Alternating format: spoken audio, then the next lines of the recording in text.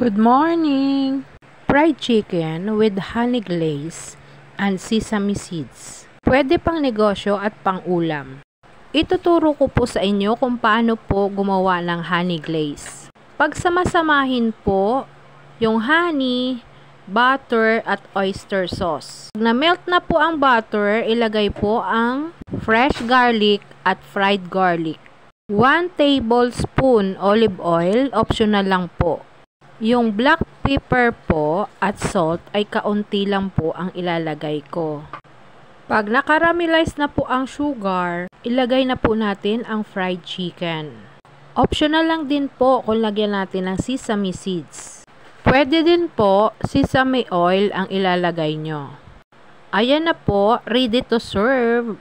Happy tummy na naman. Wings po ang pinakamasarap na part. Thank you for watching.